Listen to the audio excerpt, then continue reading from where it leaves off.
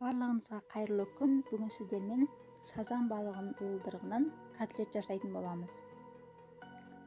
Ең алдымен уылдырығымызды жақсылап араластырып аламыз. Бізге керек пияз, бір пияз, 2 сарымсақ, 1 жұмыртқа, тұз, қара бұрыш, ұн, сода керек болады.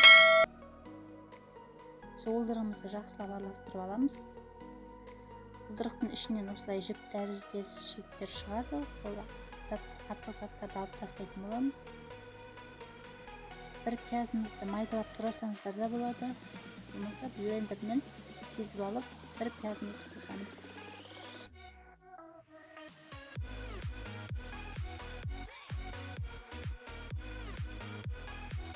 Жақсылап араластырып аламыз. Енді осыған жұркадан өткізілген 2 сарымсағымызды қосып араластырамыз. Жақсылап араластырып аламыз. Оған біз жарты шай қасық содамызды,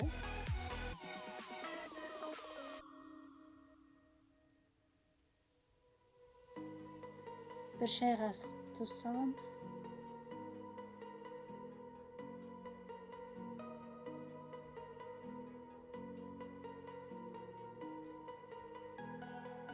Қара бұрыш себеміз.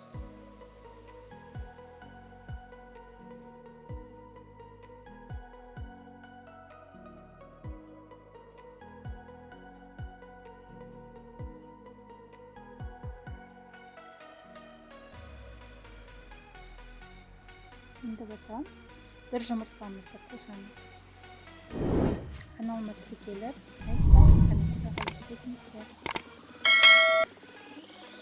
жақсылап араластырып аламыз барлығын.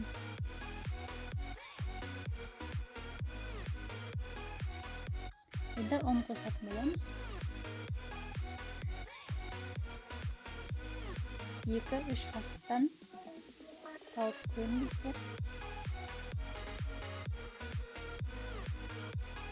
3 қасықтан салып араластырып,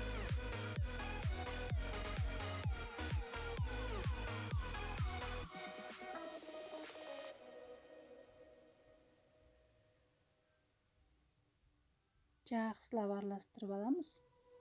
Мен тағы да 1 ас қасық ұн қостым. Сұйық болып тұрды.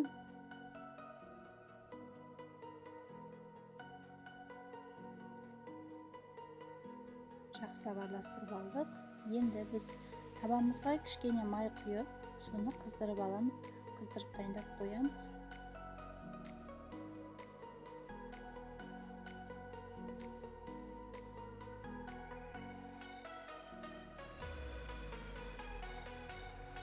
Bir ас қасықтан майға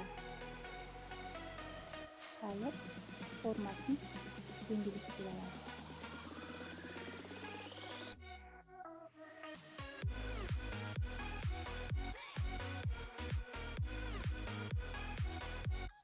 Газымызды қатты болып тұрмау керек. Ортаңғы оттап қуырып аламыз. Видеода көріп тұрғандарыңыздай 1 ас қасықтан салып, формасын әдемілейміз.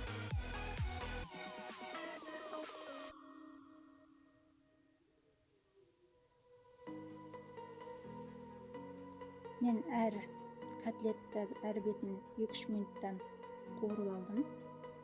Осылай әдем болып қызарып шығады.